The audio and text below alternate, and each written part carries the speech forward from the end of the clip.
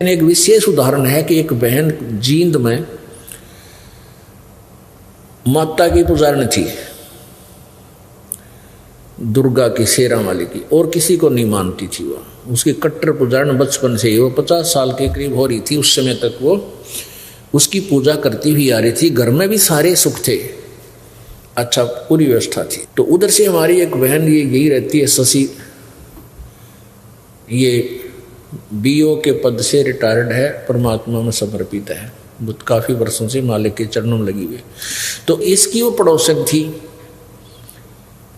उसको इस बहन शशि ने उनको बताने की चेष्टा की, उसका नाम श्यामा दीक्षित था, कि आप हमारे गुरुदेव का सत्संग सुनो। मैं बहुत दुखी थी, ऐसी ऐसी मेरे पास आपत्तियाँ आई, भगवान गुरुदेव की कृपा, कबीर परमेश्वर की कृपा से सब दूर हुई, आप नाम लो। मैं बहुत भटक चुकी थी, मुझे सही रास्ता मिल गया। तो वो कहने लगी, मैं तो अपनी माता को नहीं छोड़ सकती। कौन? वो श्यामा दीक्षित कहती थी, मैं अपनी माता दुर्गा को नहीं छोड़ सकती। तो जैसे तैसे ये बहन यानी शशि उसको लेकर के सत्संग में ले। जींद हमारा छोटा सा आश्रम था, सारा मेरे ख्याल में 50 बाई 40 का एक आलसा बना रखा था। तो वहाँ आकर के उसने, शशि बहन ने बताया कि जी ऐसे ऐसी बहुत अच्छी आत्मा की है, लेकिन पूजा दुर्गा को है। उनको सारे कुछ समझाया, बहन नाम ले लो, आपको बहुत लाभ मिलेगा, और ये पूजाएं त्यागनी पड़ेंगी, क्योंकि जो साधना हम बताएंगे वो शास्त्र अनुकूल होगी, और ये तुम्हारी मनमानी पूजाएं हैं। वो नहीं मानी कि जी दुर्गा माता की पूजा मैं नहीं छोड़ सकती, ये पूजाएं मैं बिल्कुल नहीं त्याग सकती, बचपन से लगी थी मैं छोटी सी, मेरी तो विशेष श्रद्धा है। चलो कोई बात नहीं, हम क्या बताएं, हमने तो अपने नियम दिए, बता भक्ति करनी है तो ऐसे करनी पड़ेगी। तो वह चली गई। फिर क्या हुआ कि 1 वर्ष के बाद वो फिर आई इसी बहन शशि के साथ। फिर उसने आप बीती बताई। क्या बताई कि एक दिन मैं उनका जो है ना, उस मकान है, इस जींद के अंदर एक मकान था उनका, कोठी थी अर्बन स्टेट में। तो कहती मैं शाम के 5 बजे से अपने घर से निकलकर वैसे टहलने के लिए चल पड़ी। गर्मियाँ से के दिन थे, 5-6 बजे से गली में गए, और आगे देखा कि एक घर में दुर्गा का जागरण हो रहा है। मेरे तो घीसा गल गया, और मैं उड़ जाकर बैठ गई। वहाँ 50-60 भगतनी और भगत बैठे। मैं सबसे पीछे गई थी, पीछे नंबर आया लास्ट में, वहाँ बैठ गई।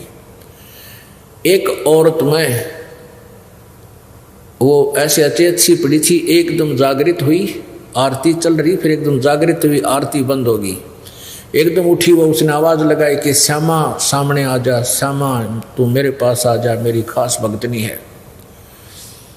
अब श्यामा ने सोची मैं तो पहली बार गई हूँ, आज मेरा जिक्र कहाँ से आ गया, कोई और श्यामा होगी। वह नहीं उठी। 2-3 बार जब वो बोल ली उस औरत, वह औरत जो वहाँ लेटी हुई थी अचेत सी, एकदम जागृत होकर के, तब एक ने खड़ा होकर कहा भी जो श्यामा है वो आगे आ जाओ, माई बुला रही है, दुर्गा बुला रही है। कोई नहीं उठा। था फिर मैं खड़ी होगी, हाँ वो माई कहती है, तो जिसमें वह बोल रहा था वह भूतनी, कि आ जा तू, तुझे बुला रही हूँ, तू मेरी 1 नंबर की भक्तनी है। तो अब श्यामा बोली, मेरा तो जी सा आ गया कि देख इतने भगत बैठे और माई ने मुझे बुला लिया, तो मेरी भक्ति सही है। तो माई वह दुर्गा कहने लगी, जो उसमें बोल रही थी भूतनी, कि श्यामा तू मेरी 14 महीने अखंड जोत लगा दे, तेरे वारे न्यारे हो जाएंगे। तो मैंने उस कहा जैसे आपका, और मौज थी घर में, जो आपकी आज्ञा कर दूंगी। अब 3 तो गाड़ियां थी उनके पास जो किराए पर लगा रखी थी। एक औजरी की दुकान थी मेन बाजार में, और एक ऐचरी का कारखाना था, वो अलग था, यानी खूब बढ़िया गुजारा था। और तेरे पास आपत्ति आने वाली है, नहीं तो तेरे पास आपत्ति आ जाएगी, और तू 14 महीने मेरी अखंड जोत लगा दे, तेरे वारे न्यारे हो जाएंगे। वह बोली मन तो सांझन शुरू कर दी, ना धो गए, और चल कर दी शुरू। उन 14 महीना में हमारा सत्यानाश हो गया, सर्वनाश हो गया। वो कहती है उन 14 महीने में हमारा सर्वनाश हो गया, ऐसी आपत्ति आई, ऐसा घाटा पड़ा कि वो ऐचरी का कारखाना बिक गया, औजरी की दुकान गिरवी होगी, तीनों गाड़ी बिक गई, और लोन लिया हुआ था कोठी पर, हुआ बैंक वाला ने नीलाम करने की सोच दी। और फिर भी बुद्धि भ्रष्ट में माई ने ना छोड़ूं, सपने में माई दिखाई दी मुझे साक्षात अष्टांगी। उसने कहा कि श्यामा तेरी समस्या, तेरी आपत्ति टालना मेरे बस की बात नहीं थी, ये मेरी बस से बाहर थी। अब तू वहीं चली जा, कबीर परमात्मा की शरण में चली जा, जो तेरी सहेली तुझे लेकर गई थी, वहीं तेरा समाधान हो सकता है। कहते हुए सुबह उठते ही शशि के पास आई, इस बहन के पास हमारी उपदेशी थी। इससे आकर कहने लगी, बहन मैंने नाम लेना है, आपके गुरुजी थे। तो शशि कहने लगी ठीक है चल। तो मैं इस दास ने जाना था शनिवार को, वहाँ पता था भक्तों को लग जाता था, 10-20 वहाँ घर होते थे हमारे शुरुआत में नाम लिए हुए, उनको बता दिया करते भाई इसके नाम गए गुरुजी। तो उस दिन मैंने जाना था, किसी कारणवश मैं नहीं गया वहाँ पर। तो उस दिन जिस दिन इस दास ने जाना था, सारा दिन इंतजार किया। अगले दिन फिर जाना था, अगले दिन भी नहीं जान पाया मैं, उस दिन भी उसने इंतजार करके घर आएगी। तीसरे दिन पहुंचा, तब उसने कहा जी, शशि बहन ने कहने लगी क्या नाम ले होगी जी। मैंने कहा मैं पहचान लिया वही बहन है। मैं कहना बहन टर्म एंड कंडीशन आज भी वही है हमारी, वो पूजाएं तने त्यागनी पड़ेगी जो शास्त्र विधि रहित करती थी। श्यामा बोली जी मैं पक्का मन करके आई हूं और त्याग दूंगी। फिर सारी कहानी उसने तब बताई, उपदेश ले लिया। अब पुण्यात्मा उसमें उसको 30 लाख का नुकसान हो गया था, 30 लाख का। और फिर परमात्मा ने धीरे धीरे ऐसी रजा बख्शनी शुरू की, उस पर रोज नए नए सुख दे। और उसके पति की कैद हो गई थी, वो लोन किसी चक्कर में लोन ना भरने से या किसी कारण, तो परमात्मा ने रजा बख्शी, उसकी जमानत होगी और नौकरी लग गया। दोनों बच्चे धीरे धीरे नौकरी लग गए, यानी पुनर्स्थापित हो गए, और वो कर्जा भी ढीला हो गया। अब वो बहुत गुण गाती है।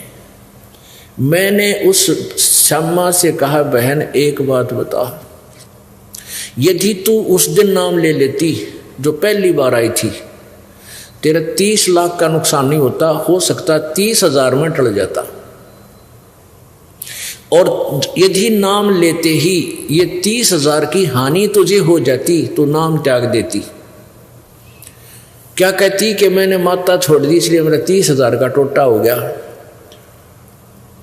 और ये तेरे को वरदान समझ ले कि तेने उस दिन नाम ना लिया, ये 30 लाख का टोटा तेरी माए दोहरा हो लिया।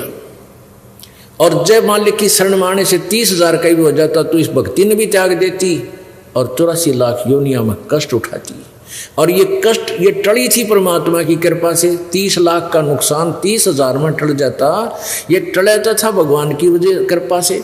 और तू न सोचती मैंने माता छोड़ दी इसलिए 30,000 का टोटा हो गया, क्योंकि वो ज्ञान समझ चुकी थी।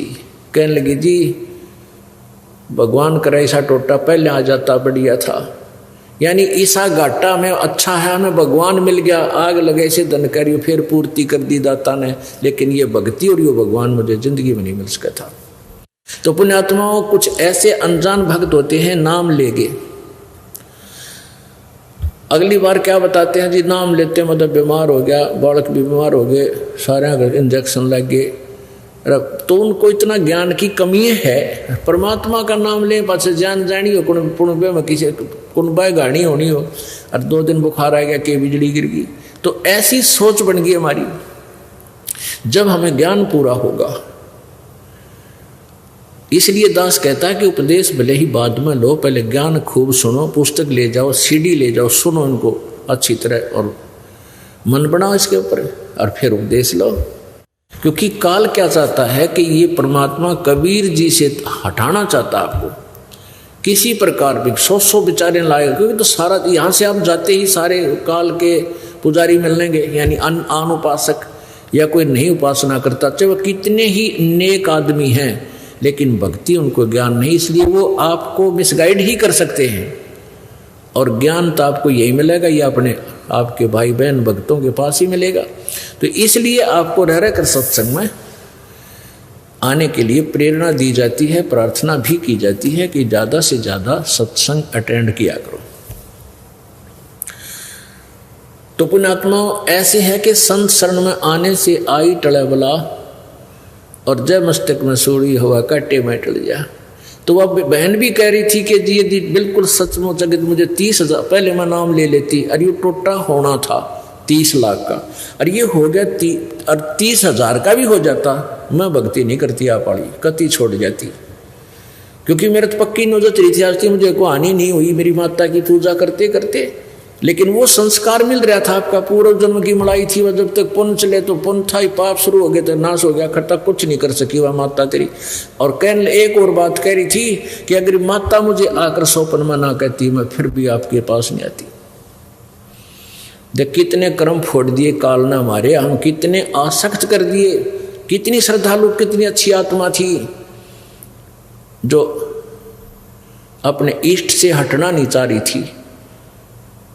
और लेकिन कहते हैं परमात्मा बताते हैं कि पुरुष जान सुमरा जमराई, भगवान जान के इस काल की पूजा करते रहे, इसको भगवान मानते रहे, अंत में हमें 84 लाख योनियों के धक्के खवा दिए काल भगवान ने। तो यहाँ कहते हैं कितनी अच्छी श्रद्धालु हैं, एक जिस इष्ट को पकड़ दिया छोड़ना नहीं चाहती, ये विवेक से हटा जाएगा। विवेक जब होगा, आप परमात्मा को इष्ट मानोगे, तभी आपको पूर्ण लाभ होगा। और जो पूजाएं तुम जिन उनकी करना चाहते हो यहाँ के शक्तियों की, वो भी ये दास आपको यथार्थ देगा, उससे उनको वो लाभ देंगे आपको जितना उनकी क्षमता का है। लेकिन जन्म मृत्यु, कर्म, पाप कर्म का दंड, संस्कार, प्रारब्ध कबीर परमात्मा के अतिरिक्त कोई चेंज नहीं कर सकता आपका। तो पुण्यात्माओं, वो जो बहन थी जिसका लड़का, उस लड़के ने भी उपदेश ले लिया, जिसके कांटा लग गया था और वह मौत बच गई थी, मृत्यु बच गई थी, उसकी चोरी नहीं करने जा पाया था प्रभु की कृपा से, उसने भी उपदेश ले लिया, सारी कथा गुरु जी से बताई। तो परमेश्वर के उस परमात्मा ही आए हुए थे, कबीर जी ऐसे ही चलते रहते हैं। इसीलिए तो आपको अभी तक यहाँ तक ले आए, इस कलयुग के इस पीक टाइम तक। कभी कहीं आपसे भक्ति करवाई, कभी किसी रूप में कहीं प्रकट होकर आपसे भक्ति करा गए। आपके 2-4 जन्म उस भक्ति के कारण आपको मनुष्य के मिलते रहे, और अब 600 साल पहले फिर आगे थे आपकी पूरी चार्ज करके बैटरी। तो इसी कारण से आपको मनुष्य जन्म मिलते रहे, और आपके अंदर चाह है भगवान की, अब आके फिर से मान लिए। तो लड़का अपनी माँ के साथ जाने लगा, बहुत श्रद्धा होगी माँ बेटिया की। अब लड़के की शादी होगी, वो बहन रामो फिर तो महाराज जी की सेवा में ज़्यादा रहने लगी। जैसे 2 दिन आते, 4 दिन आते या 10 दिन आते, प्रतिदिन 1 घंटा सत्संग भी करते थे। तो वह क्या करती थी, सत्संग के दौरान जो बाहर से आसपास के ग्रामों के भी भक्त आते थे, बर्तन ले जाती, कपड़े ले जाती, सबके साधु भक्तों के जैसे वहाँ भक्त रहते थे 10-5 महाराज जी के साथ, गुरु जी के कपड़े, वो कपड़े धोने की सेवा ले लेती। एक दिन वह साथ ही एक दरिया थी, बिल्कुल साथ से एक दरिया बनी हुई थी, वहाँ घाट पर धो के लाया करती थी। अब पर सत्संग शुरू हो जाता और उसको कह दिया कि माई ने बहन तू नौकर कपड़े धो लाई, मौका है, फिर सूखे को नहीं गए सर्दियाँ के दिन से। अब वह उसके कहने से लेकर सब कपड़े चल पड़ी, और मन उसका न्यू था सत्संग सुन लूँ। उसने क्या किया, वहाँ जाकर कपड़े भेज दिए, पहले भिगोया करते कपड़ों को, और फिर कुछ देर बाद उसने मोगरे मागरे मार कर उन्हें धोया करते डंडों से। तो उसने सोचा ये कपड़े मैंने भेज दिए और ये इतना मैल गलेगा, मैं सत्संग सुन लेती हूँ। वह थोड़ी सी दूरी पर था, वापस आके और आश्रम से बाहर ही बैठ गई। खूब आवाज़ सुनाई देती वहाँ, नो बैठी रही सारी। सत्संग शुरू कर रखा गुरुदेव ने, उसकी आँखों में आंसू आवे। मैं भी इसी दुखी थी। कथा सुना रहे थे परमात्मा जिसका लग गया उसका याद रहा करे, अन्य रो है भगवान बड़ी दया करी। कति मेरे को तो नरक से निकाल लिया। यानी उसने 1.5-2 घंटा जो गुरुजी ने सत्संग किया उसको ये नहीं पता चला तू के काम आई थी, भूल गई। अब सत्संग समापन हुआ, जब उसकी वह चेतना आई, उसने सोची आज बात बिगड़ेगी। ये कपड़े सूखे को नहीं, सर्दियाँ के दिन हैं, गुरुजी नाराज होंगे, भगत के पहरेंगे और फिर मुझे सेवा मिले नहीं की। वह भागी गई। जाके देखा कि वहाँ कपड़े धोकर सुखा रखे, काफ़ी कपड़े थे। उसने वहाँ जो और कपड़े धो रही थी गांव की नगर की आके बहन बेटियां उसी घाट पर जो नाम नहीं ले रखा था, उनसे पूछा कि मेरे कपड़े किसने धो दिए। वो बहन बोली कि आप ही तो धो रही थी अभी। नहीं मजाक मत करो। उसने सोची तेरी सेवा छीन ली, इन न धो के सुखा दिए कोई सी। अब जो नाम ना ले रही उनके पास कहाँ टाइम है, इतनी अकल उनमें कहाँ से आ सकती है कि इतना लाभ उठा लें। उन्हें तो अपने कपड़े धोने मुश्किल हो जाए, फिर भैंसा की सानी बेड़ी है, फलान करना है, उनकी 100 मन में चिंता रहती है। उनसे फिर पूछ रही है सच्ची बता बहन, एक को पकड़ के आए सच्ची बता दे। कहने लगी तू मूर्ख हो रही है, क्यों मजाक बना रही है, अभी आप तो खुद धो रही थी, अब सुखा रही थी। अब वह जानेगी हो ये तो परमात्मा की लीला थी। अब परमात्मा ने आके उस बहन का रूप बना के और सारे कपड़े धो के सुखा दिए, और वो सूखे कपड़े की गठड़ी बांधे आवे। एक और देखे थी बहन, उसने शिकायत कर रखी अंदर आश्रम में गुरुजी को, गुरुजी आरामो है ना, या तो जमाने कमी हो ली, इसने सुख घना हो गया। मैं सेवा दी थी कपड़े धोने की, यहाँ बैठी बैठी बाहर सत्संग सुन रही थी, अब गई है दौड़ी दौड़ी, कब ये सूखेंगे, कब आप पैरोगे, ऐसे वह कह रही। इतने में वह गठड़ी बांध के सारे कपड़े ले आई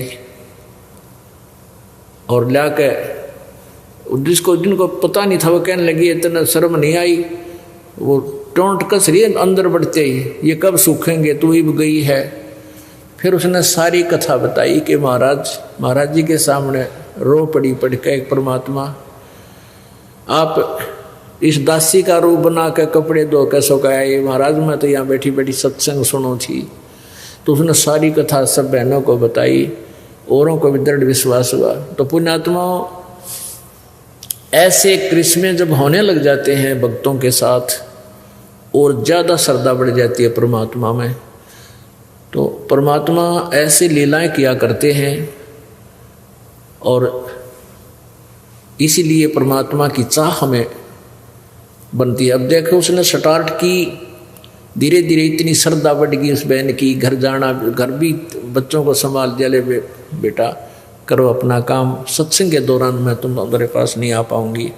बेटा भी लायक बंदी छोड़ की दया होगी उसके ऊपर है, क्योंकि उसको भी ऐसा झटका दिया। तो परमात्मा जब चाहे तो सब कुछ कर सकता। सतगुरु जो चाहे सो कर ही, 14 कोट दूत जम डर ही, ऊत भूत जम त्रास निवारे, और चित्रगुप्त के कागज पाड़े।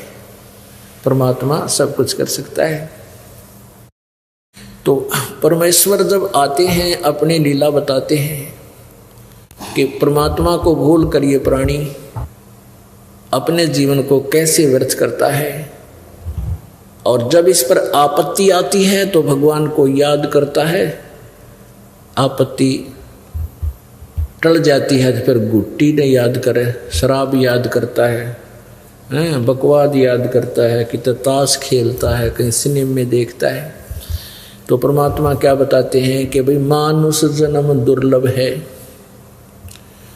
मानुष जन्म दुर्लभ है, ये मिले न बारंबार, तरवर से पत्ता टूट गिरे वो बहोर न लगता डार। मानुष जन्म दुर्लभ है, ये बार बार नहीं मिलता।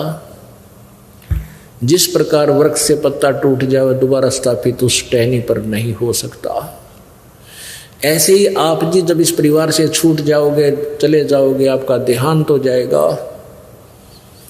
आप ऐसे बिछुड़ जाओगे जैसे वृक्ष से पत्ता टूट जाता है, दोबारा नहीं आ सकता।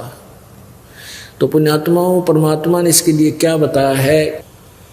पानी की जल बूंद से साज बनाया जीवे, अंदर बहुत अंदेश था, बाहर भूल गया पीव। पानी की जल बूंद से साज बनाया साच, राखन हारे राखिया जठ रगनी की आंच। परमात्मा हमें क्या याद दिलाते हैं? प्रभु ये याद दिलाना चाहते हैं कि जब तू माँ के पेट में था, जब तू बालक रूप में माँ के पेट में था, उस समय तुझे चेतना थी कि मैं किस कारण से इस गर्भ वाली कैद में फंसा हूं। और उस समय आप जी को ये भी याद था कि मुझे पहले भी बहुत मानव जीवन मिले हैं। उन मानव जन्मों में मैंने परमात्मा की यथार्थ भक्ति नहीं की, सही संत मुझे मिले नहीं, और जीवन व्यर्थ करके मैं चला गया। फिर किन किन योनियों में किस प्रकार के कष्ट मैंने उठाए। तो उस माँ के पेट में भी इसको बहुत पीड़ा होती है। नीचे को सिर होता है, ऊपर को पैर होते हैं। और माता जब खट्टा मीठा खाती है, आहार करती है, नमक खाती है, तो उसका उस कच्चे बच्चे के कच्चे शरीर पर एक ऐसी चुभन होती है जिस कारण से वो मचलता है, पेट में ऐसे घूमता रहता है। वो घूमता इसलिए कि उसके जो दर्द होता, पीड़ा होती, जैसे मच्छर लड़ जाते हैं, तो उसको ऐसे खाज करके या कितने खाट पर रगड़ के जब उसको ठीक, वो खाज ठीक होती है, तो उस दृष्टिकोण से उसके वैसी चुभन होती है, तो उसको चुभन की खाज को ठीक करने के लिए वो ऐसे मचलता है, दिन रात मचलता रहता है। माता सो रही होती है, वो रो रहा होता है और घूम रहा होता है सारी रात, ओड़ा सोड़ा। और साथ में ये भी याद करता है परमात्मा, अब के इस कैद से मुझे बाहर निकाल दो, मैं आपको कभी नहीं भूलूंगा, आपकी भक्ति करूंगा, पेट के लिए थोड़ा जो कार्य है वो करूंगा, करते हुए भी आपको याद रखूंगा। पीछे मुझसे बहुत भूल बनी, उसको क्षमा करो प्रभु। अब वो धीरे धीरे वो दिन आ जाता है जिस दिन इसकी बंद पेट से छूटती है, बाहर आता है, और बाहर आते ही फिर इसको ये 3 इंजेक्शन लग जाते हैं। रजगुण ब्रह्मा, सतगुण विष्णु, तमगुण शिव जी की अंदर से निकल रही ये शक्ति, ये त्रिगुणमयी माया बनकर और प्रत्येक नवजात शिशु के पेट से बाहर आते ही उसमें इंजेक्शन से लग जाते हैं। ये अचेत हो जाता है, इसको कुछ याद नहीं तू कौन था, कहाँ से आया है। ये काल भगवान की व्यवस्था है। तो उसको नए सिरे से पढ़ा जाता है, तो ये तेरा काका है, ये तेरी चाची है, ये तेरा चाचा, ये तेरा मामा, ये तेरी बुआ, ये तेरी माँ, ये तेरा पिता। तो फिर वो नए सिरे से पढ़कर फिर उसी रंग में रंग जाता है। अब भगवान भूल जाता है। काल यही चाहता है कि जवान युवा होते शादी हो जाए, शादी होती बच्चे हो जाए, फिर जुड़ जा काल के कोलू में, सारी उम्र पेट भरने के धंधे में बर्बाद करके मनुष्य जीवन को और मृत्यु को प्राप्त हो जाए, फिर गधा बन जाए। परमात्मा आते हैं, अपनी प्यारी आत्माओं को समझाते हैं, तुम जिस क्रिया को कर रही है फाइनल नहीं है। इस क्रिया के, इस कर्म के साथ साथ आपने एक आवश्यक कार्य भुला रखा है, परमात्मा की भक्ति का। आप पे आवे हैं, आप पे भगवान की में, आप पे परमात्मा है, और आप ही अपनी भक्ति के लिए अपने से अन्य भगवान बताकर आपको प्रेरित करते हैं। क्या बताते हैं? उस समर्थ की रीझ छुपाई, उस परम पिता, उस समर्थ परमात्मा ने तेरे ऊपर रीझ के यानी प्रसन्न होकर तेरे को माँ के पेट से बाहर निकाला। जब तू रो रहा था, तड़प रहा था और वचनबद्ध हो रहा था कि भगवान मैं कसम खाता हूँ आपको, आपकी भूल नहीं पड़ेगी, मैं आपकी भक्ति किया करूँगा। अरे फिर बार आते भूल गया। उसके लिए क्या बताते हैं? उस समर्थ की रीझ छुपाई, इब कुल कुटुंब से राता, गर्भ के अंदर वचन भरे थे, कहाँ गई वो बाता। कितने प्यार थे। कहते हैं तब तू ये दिक्कत न बेटा बेटी कार को ठीक भगवान दिखाई ना देता। तो क्या बताते हैं कि उस समरथ की रीढ़ छुपाई जिस परमात्मा ने प्रसन्न होकर तेरे को सकुशल माँ के गर्भ से बाहर निकाल दिया, उसको भूल कर तू भी एक दूसरे पर आश्रित हो गया है। मेरा बेटा ऐसा है, मेरा बेटी ऐसी है, इतनी कमाई करती है, फलाना करती है, और भूल गया भगवान को। उस समरथ की रीढ़ छुपाई कुल कुटुंब से राता, रात माने लीन हो गया, कुल कुटुंब में उलझ गया तू। और गर्भ के अंदर वचन भरे थे, कहाँ गई वो बाता। जैसे कोई किसी को अपने प्यारे मित्र बहन भाई सहेली को बताता है ना, अच्छा भूल गया उन बातों ने, देख याद कर दे उस दिन क्या कहा था, तो उस दिन क्या कह रहा था, ये भूल गया। तो यानी उसको वो वस्तु याद दिलाने के लिए, उसको मोल्ड करने के लिए परमात्मा, जैसे वचन कहे जाते हैं, परमात्मा प्रत्येक वाणी का प्रयोग कर रहा है। जैसे अपने आत्मा परमात्मा ने इतनी मोटी वाणी बोल रही, इतना मोटा ग्रंथ बना रखा है, अपनी वाणी बोल बोल के, कबीर सागर, कबीर वाणी, लोको कबीर दो हावली हैं। और फिर जिन संतों को मालिक ने अपनी चेतना दी, उनको साक्षात्कार कराया, उनके अंदर ज्ञान योग खोल दिया, उन महापुरुषों ने भी से मोटे मोटे ग्रंथ परमात्मा की महिमा के बना रखे हैं। इसलिए बना रखे हैं कि ना जाने कौन सी वाणी किसके चुभ जा और उसका जीवन बदल जावे, वो निकल जा काल के जालते हैं। जैसे कुएं में बाल्टी गिर जाती है, कुएं में बाल्टी डोल गिर जाता है जो पानी निकालने वाला होता है, तो उस बाल्टी को निकालने के लिए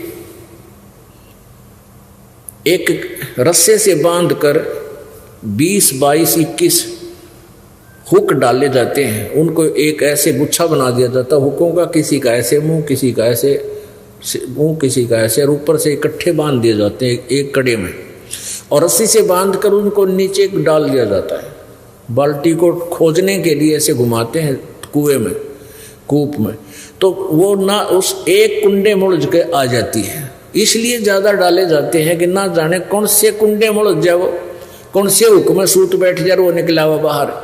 तो ये वाणी रूपी परमात्मा ने ये कुंडे यानी हुक डाल रखे हैं, ये बोल रखी है, ना जाने किस प्यारी आत्मा के कौन सी वाणी चुभ जा और निकला दलदल से बैठ जा, सत्संग में आकर भक्ति करे अपनी। अब माँ से के पेट से आने के बाद ये नए सिरे से इसको पढ़ाते हुए परमात्मा बताते हैं, पानी की जल बूंद से साज बनाया साचे, रखण हारे राखिया तू जठरग्नि की आँचे। माँ के पेट में, गर्भ में, जहाँ हमारी पाचन क्रिया का सिस्टम है उसको जठराग्नि बोलते हैं, वहाँ बहुत ज़बरदस्त हीट है। अब परमात्मा की व्यवस्था बहुत ज़बरदस्त है और पुण्यात्मा ही इसको समझ सकती है। जहाँ पर भोजन हम जैसे रोटी आटा हमने जैसा भी पक्का कच्चा कर लिया, कई कच्ची सब्जियां भी खाते हैं, फल भी खाते हैं, और रोटी भी ये कच्ची पक्की ही होती है। इनको हम खाते हैं तो अंदर जा कर के इनको दोबारा गर्म करता है, अंदर परमात्मा का एक सिस्टम है, और उनको इतना गर्म कर देता है कि उनको नए सिरे तो अलग अलग अंश बनाए जाते हैं। तो कहते हैं उसी जहाँ तू तेरा एक चीकला सा बन रहा था शरीर का माँ के पेट में, गर्भ में, और वहीं पर इतनी भयंकर आँच थी, तेरा जरा सी लग जा तो सारा खत्म हो जाए। अब कहने का भाव परमात्मा का ये है कि जिस भगवान ने माँ के पेट में भी तेरी रक्षा की और माँ के गर्भ में तुझे आहार पहुँचाया, क्या आज वो तेरे प्रति सचेत नहीं है? कहने का भाव ये है कि जैसे माँ के पेट से बच्चा बाहर आता है, बाहर आने से पहले माँ के स्तन में दूध नहीं होता, और बच्चा बाहर आते ही इतना दूध भगवान दे देता है बच्चा पीवे और जूठा छोड़े, और उससे पहले ट्राई करके देख लो एक टोपा दूध नहीं होता। तो कहते हैं कि जब माँ परमात्मा ने तेरी इतनी चिंता है माँ के पेट से बाहर आने से पहले, और उसने पूरी व्यवस्था कर रखी, दूध चाहिएगा, दांत नहीं है बच्चे का दूध चाहिएगा तो दूध माँ के स्तन में व्यवस्था कर दी, तो क्या आज वो तुम्हारा मदद नहीं करेगा? तुम अपने में सियाने बन के चोरी करके मिलावट करके बकवाद करके 1 मिनट की फुर्सत नहीं भगवान भजन की, तो इन बातों से मन हटेगा, इन बकवादों से, और समय निकलेगा भगवान से। एक समय एक माई के बच्चे ना होया करते, एक संत उनके द्वार पर आता था। माई ने काफी प्रार्थना की। एक दिन उस संत ने कहा कि माई तेरा संतान हो जा, भगवान सुन ले तेरी, तो पहली संतान पहला पुत्र मुझे दे देना, मैं अपने शिष्य रूप में रख लूंगा। उसने नो चिंता थी, तू बर्द होएगा तेरी सेवा कौन करेगा, एक बालक बचपन से रंग दूंगा उसने अपनी रंग में, वो संसारिक में ना फंसेगा। तो माई वचनबद्ध होगी कि महाराज अगर मेरे 2 पुत्र हो गए तो पहला बेटा मैं आपने दे दूंगी। पक्की बात से पक्की बात। परमात्मा की रजा हुई, पहला पुत्र हो गया, और वो साल भर का हुआ, इतना दूसरा और हो गया, तीसरा और हो गया, 1-2 बेटी होगी। और उससे कई वर्ष हो गए थे शादी ने, उनका संतान ना हुई थी। तो माई को खुशी हुई भी महाराज जी का क्या वचन कर रखा है। वो आश्रम में रहा करते थे, वहीं आश्रम था उनका गांव से बाहर। तो माई ने संदेशा दिया कि महाराज आपकी कृपा से ये पुत्र हुआ था, तो आपकी दया से 3 पुत्र हो गए, और ये आपका बच्चा। ने बोला माई ने 2-1 साल और रख ले तो फिर मुझे दे दो। वो 3-4 साल का हो गया थोड़ा सा, तो महाराज को दे दिया। 2 उसके पास रह गए, 1 बेटी। अब वो लड़के को 10-12 वर्ष तक, यानी 15, 16, 17 साल का हुआ, तब तक उसने वहीं रखा, अपने आश्रम से बाहर नहीं जाने दिया, कहीं ये नकम्मे बच्चा दौरा बैठ कर बकवाद सीख ले और तुझे छोड़ कर ना भाग गया, इस दृष्टिकोण से। तो आश्रम में क्या करते थे, वो महात्मा खुद रोटी लेकर भिक्षा मांगने आता था, और आश्रम में औरतों का जाना अलाउड नहीं था। तो महाराज जी जो है खुद भिक्षा लेकर जाता था और बना खा लेते थे, लड़का बना लेता था, फिर शाना हुआ। तो एक दिन उस बच्चे के, उस महात्मा जी का बुखार हो गया बहुत ज़्यादा, और वो 2-3 दिन तक चल गया। जो भिक्षा ला रखी थी वह खत्म होगी। तो लड़का बोला महाराज जी आज मैं भिक्षा ले आता हूँ, आपकी आज्ञा दो। महाराज जी बोला भाई नो करिए, सीधा गली में चला जाना और बाएं मुड़ जाना, और बाएं साइड में ही जो पहला घर हो ना उसमें भिक्षा लाना, और उसमें जो मिला वापस आ जाना, और मत जाना कहीं पर। उसने आज्ञा का पालन किया, वो दौड़ा लेकर चल पड़ा। वहां जाकर क्या देखा उसने कि जब उसने कहा कि माई भिक्षा देना, उस माई ने कहा कि जा बेटी, उसकी लड़की से, वो लड़का 18-19 साल का हो गया, वो लड़की थी 15-16, 12-13 साल की, 10-12 वर्ष की होगी। उसकी माई ने कहा कि जा बेटी बाबा जी का भिक्षा गाया। अब वो भिक्षा लेकर गई तो उसने क्या देखा कि उस लड़की की चेस्ट पे जैसे दूध ही उभर आती है बच्चे का। तो उस लड़के ने सोचा ये इस बहन के फोड़े हो गए, और उनके गुरुजी का एक दिन फोड़ा हो गया था, और वो फोड़ा बाल तोड़ था, अच्छा मोटा हो गया, और महाराज जी घना दुख हो गया था, काफ़ी मतलब पीड़ा महसूस करते थे, रोते थे रात को। तो वो 1 हफ्ते में जाकर वो फोड़ा फूटा था, वह दवाई जुड़ी बांधने से। तो उसने सोचा कि ये जो गुरुजी का फोड़ा हुआ था, इस बहन का ये फोड़े हो रहे से 2। वो कहने लगा बहन आपके ये फोड़े हैं ना, आपके फोड़ों की दवाई मेरे गुरुजी के पास है, आश्रम में आ जाना, इन फोड़ों की दवाई लगा देंगे, आपको दर्द नहीं हो रहा। अब उस लड़की ने सोचा ये बकवाद कर रहा ढेढ़, तो वह गालियाँ मंड गई उसने, ढेढ़ तेरा माँ कोई ना तेरा बहन कोई ना, अपनी बहन के फोड़े फुड़वा ले, नो करवा ले, वो लड़ने लगी। उस माँ ने सोचा ये क्या झगड़ा हो गया इनका। वो आई, माई ने पूछा कहाँ से आए हो महाराज जी? जी आश्रम से आया हूँ मैं। वह जानेगी क्यों तो बेटा है मेरे वाला जो मैंने दान किया था। उस बेटी को पता क्यों बाहर आने नहीं दिया उसने, उस पहचानते नहीं थे एक दूसरे को, ना घर जानता था वो लड़का। तब उसने कहा महाराज जी, वो लड़की को समझाया बेटी क्यों गाल दे रही है, तेरा भाई है। अरे इसने देखा नहीं आज तक कोई समाज, बाहर आया नहीं, महाराज जी को मैंने इसको दे रखा है, आज ये पहली बार आया है। क्या बात होगी महाराज जी, गुरु जी क्यों नहीं आए? वो बच्चा बोला माई की बेटी, गुरु जी को बुखार हो गया है इसलिए मुझे भेजा है, और उसने यही घर बताया था कि और घर से भिक्षा भी नहीं लाना है।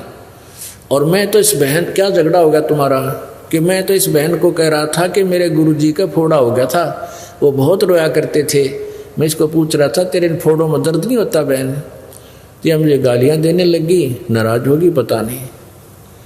तो वह माँ तो जानेगी तो भोला भगत से इसको पता नहीं किसी वस्तु का, बहन वह दुख मानेगी कि नकम्मा आदमी बूढ़ा बोला है। तब उस माई ने बताया कि महाराज जी ये मेरी बेटी है और ये फोड़े नहीं हैं, इसकी हम शादी करेंगे 1, 2 साल, 4 साल में, 5 वर्ष में, और शादी के बाद फिर इसका संतान होएगी, और वो संतान के लिए इनमें परमात्मा दूध देगा उस बच्चे के लिए। ये फोड़े नहीं है, ये इसके सतन है, और इनमें दूध आओगा, संतान जो इसका बच्चे पैदा होंगे दूध पिया करेंगे इस तरह। अब कब कितने दिन में शादी करोगे कि 2-4 वर्ष में और शादी करेंगे, और 1-2 वर्ष में फिर बालक होगा। अब वो जितना आटा उसने डाल रखा था ना लड़की ने, वह जोड़ी वही फेंक दी और चल पड़े वापस। अब क्या सोचा उस बालक ने कि हे परमात्मा, जब माँ कद आज यह लड़की 4 साल बाद से ब्याही जाएगी, और 2 साल के बाद जिसका बच्चा होगा 6 साल हो गए, और 6 साल एडवांस भगवान ने प्रबंध कर रखा आने वाले बच्चे का, तो हमने कि आश्रम में भूखे मरण देगा, क्यों मांगते अंडे? वह बूढ़े जोड़ी पटक दी ठाक। अब वो थैला वहां डालकर वापस गया।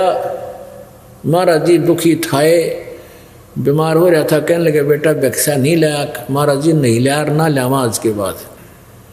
बोला की बात होगी, किसने के कह दिया? अब महाराज जी कहा किसी ने कुछ नहीं को नहीं। जब परमात्मा इतना एडवांस व्यवस्था करता है तो हम क्यों चिंता करें, आप करेगा व्यवस्था। वो सारी कहानी बताई। वो हमारा दिन सोचा ये अच्छा निकम्मा पैदा होया, भूखा मरेगा और मन में मारेगा भी हो।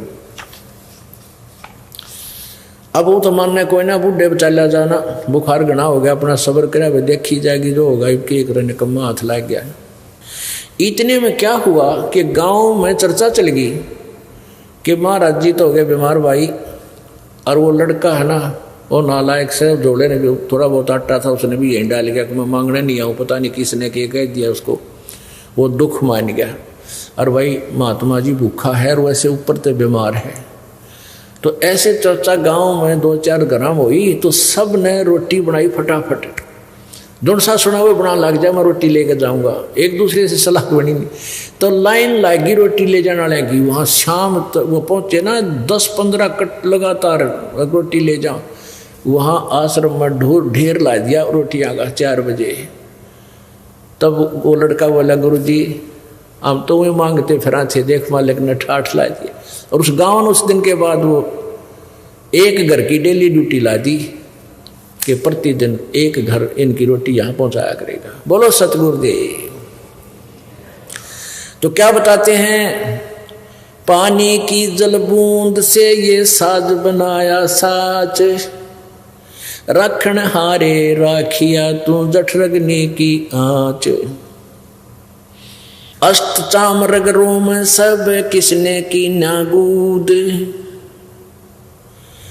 उधर बीच पोषण किया बिन जननी के दूधे। उस परम पिता की महिमा बता रहे हैं आदरणीय गरीबदास साहिब जी कि जब तू माँ के पेट में था, माँ के पेट से बाहर आया, तब तक दूध का ढेर लगा दिया तेरे लिए, लेकिन माँ के पेट में भी उसन पाला तू।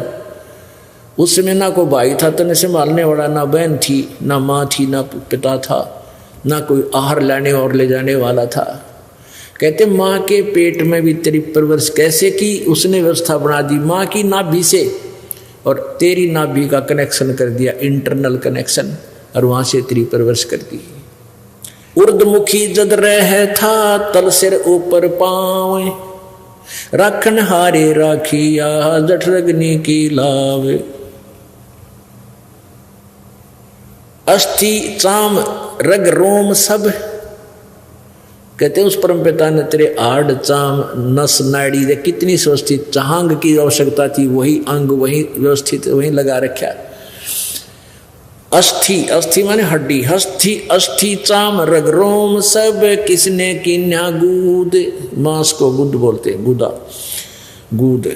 उदर बीच पोषण किया बिन जननी के दूध, माँ के पेट में भी तेरा परवरिश बिना दूध के की, और बाहर आया तो दूध का ढेर लगा दिया। तू ही तुतकारे थी जपे था जपा जाप, और बाहर आके भरम गया तो बहुत करत है पाप।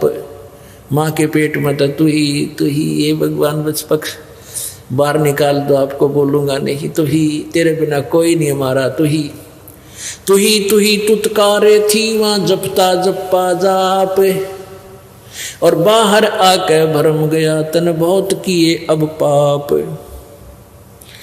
तू ही तुतकारे थी रंकार धुन ध्यान, कदे तड़प तड़प का मालिक ने याद करे था अंदर से कसक के साथ।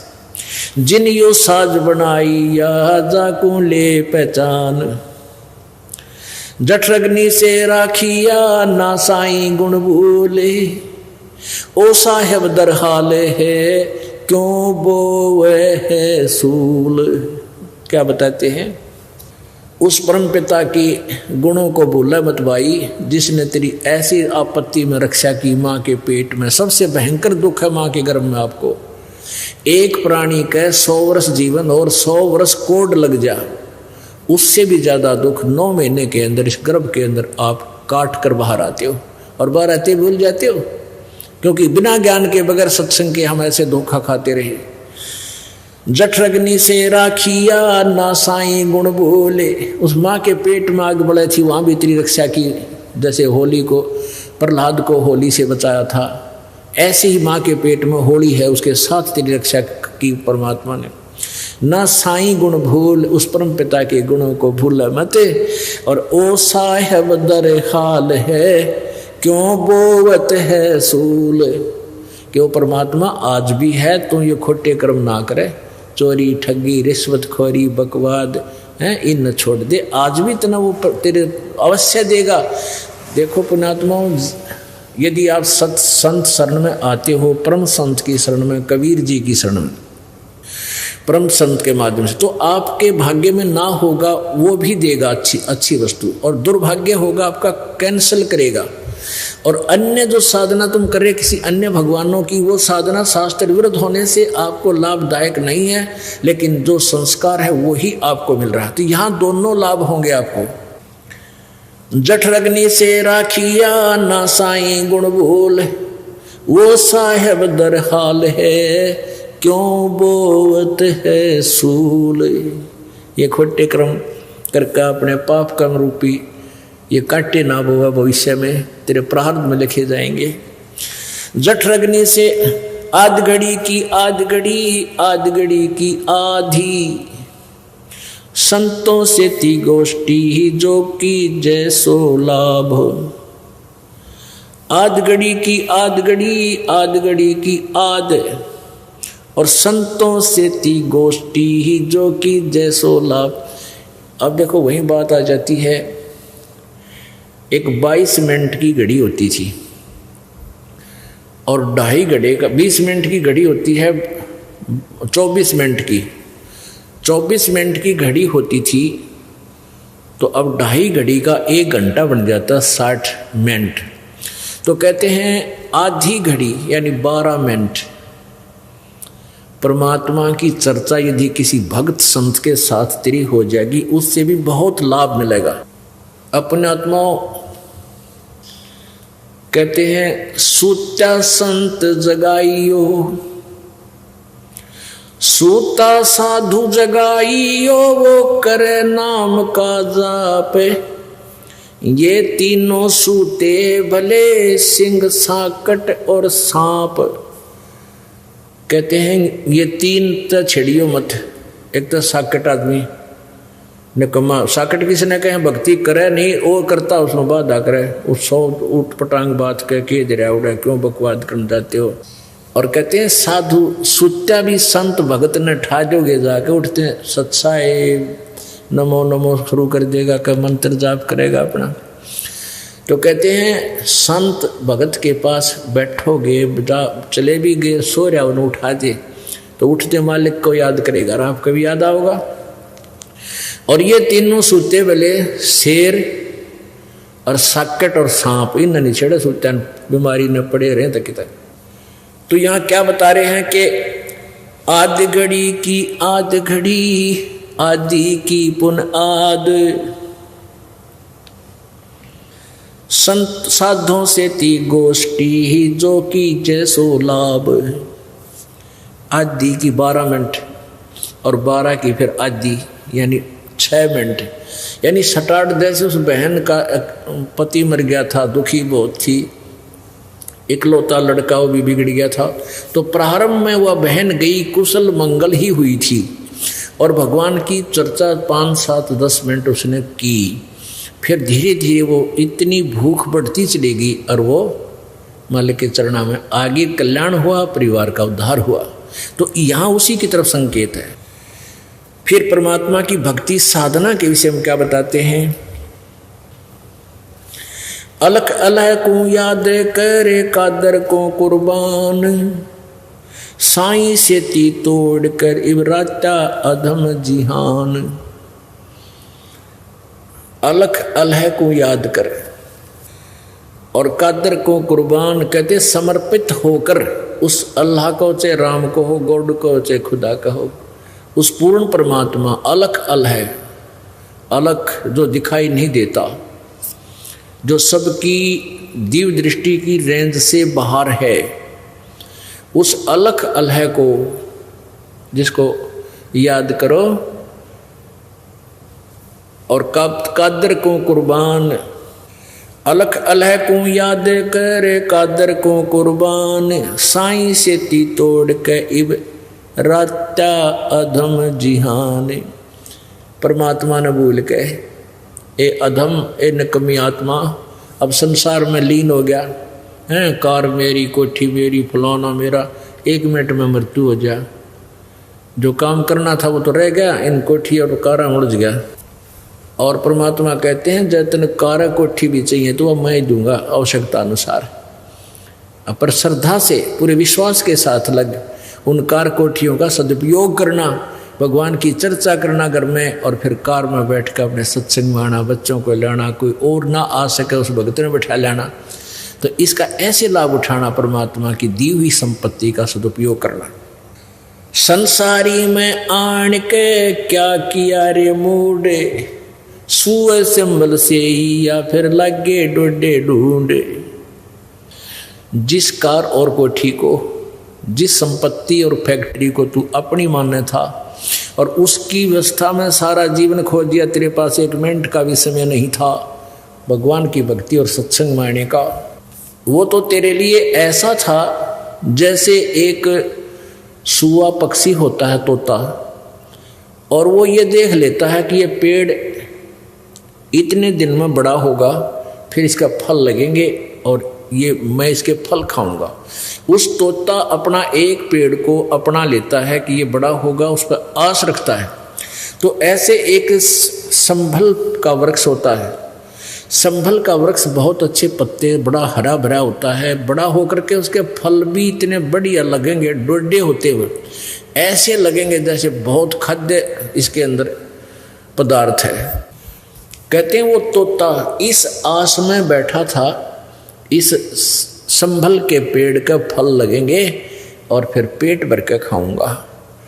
अब वो फल भी पेड़ बड़ा हुआ, बड़ा होकर उसका फल लगे, बड़े बढ़िया फल पक्के से लगे जैसे इसमें तो बहुत अच्छा खाद्य पदार्थ है।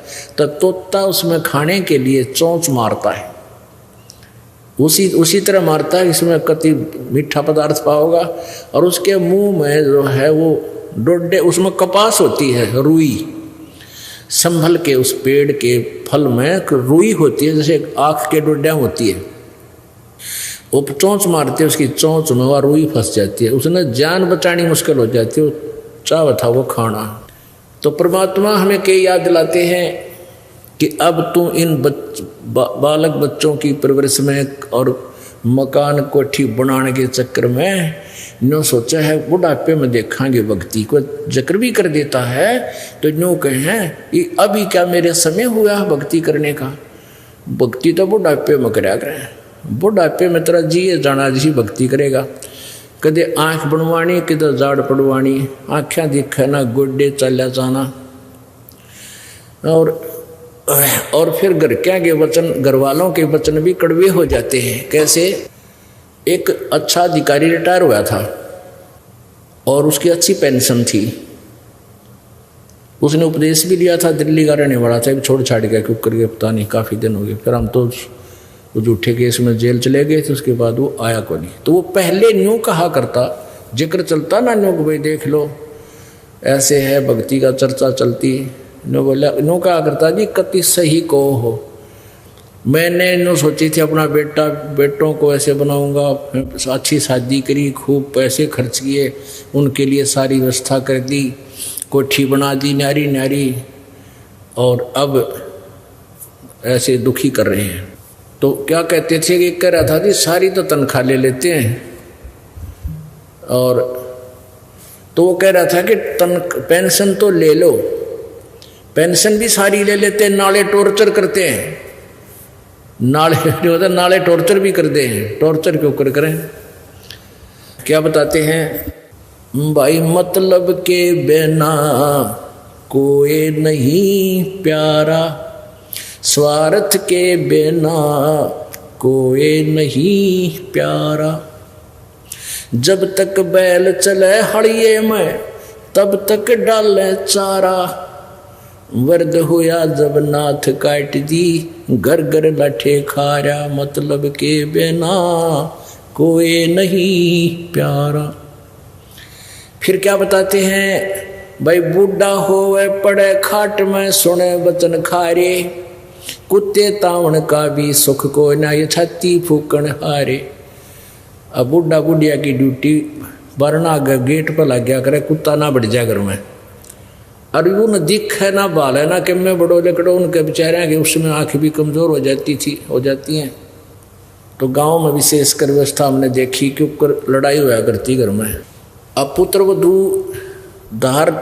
दूध निकाल के भैंस का और रख जाती गर्म करना, या वैसे कि ढक ढक कर रख जाती, और बूढ़ा बुढ़िया ने कह जाती देखिए कुत्ते ना बढ़ जा, और तो आप चली जाती खेत में या कोई और किसी मजदूरी काम करने के लिए आती, वापस आती तो एक दिन कुत्ता बढ़ गया और दूध सारा गिरा दिया। अब पुत्र वो अपना कुएं से जल लेकर आई, उसने देखा सारे दूध खंडा रखा, बहुत बिखा रखा। तो बूढ़ा बुढ़िया ने लागी सुनान श्लोक कहते थारे कुत्ते तान का भी सुख को ना, मेरी छाती फूक दी तुमने, देख सारा दूध गिरवा दिया। उन्हें दिखा कौन बेचारा ने भी निकल गया दोहरे का, कुत्ता बड़ा उस्ताद हो है, खेदे ही जाया करे इतना जान भी ना चढ़। अब यहाँ परमात्मा बताते हैं गर्द हुआ फिर पड़े खाट में सुने वचन खारे, और कुत्ते तान का सुख को ना ये छाती फूकना रे। तो पुण्यात्माओं परमात्मा कहते न्यू को बुढ़ापे में देखा है भक्ति, अब बुढ़ापे में तो ऐसी भक्ति होगी तरह जिए जानेगा। तो भक्ति में लाग जा, किसी से में लग जा। मान लीजिए पहले ना दाव लग गया और वृद्ध अवस्था होगी, चलवा तो समय तो चलाया गया, लेकिन हिम्मत नहीं हारे, शुरुआत कर दे भक्ति की। तो उस अब इस सत भक्ति से नेक्स्ट जीवन आपका तुरंत मानव का मिल जाएगा, पार तो नहीं हो सकोगे क्योंकि घना वृद्ध हो रहा है। और जिसके 10-5 वर्ष शेष है तो कोई बात नहीं, कहते जीना तो थोड़ा ही बोला, जब सत सुमरण हो पर लाख वर्ष का जीवना लेखा दे नहीं कोई। एक बूढ़ा हम सत्संग कर रहे थे, वो बूढ़ा पहले तो एंटी था, हमारे गांव में जाया करते घर, तो उस अपने पुत्र से भी वे एंटी था जो हमारा सत्संग कराता था, पाठ कराता था। दूसरे पुत्र का बैठ गया ऊपर जाकर छात पर हुक्का पियो रोड। उसने सत्संग सुना, ये वचन स्पीकर लाकर हम लगा देते थे, सत्संग करते थे। अब बूढ़े ने पहले दिन सत्संग सुना, उसका सारी बात हृदय में खटेगी। दूसरे दिन फिर सुना। दिन में भी सत्संग करते थे, रात को भी करते थे, 3 दिन सत्संग करते थे। तीसरे दिन भोग लगा कर आते थे। एक दिन जब बूढ़ा नहीं आया, अगले दिन बूढ़ा जब हमने भोग लाया ना, उस दिन उससे पहले वाली शाम ने आकर रोने लग गया बैठ के मेरे पास।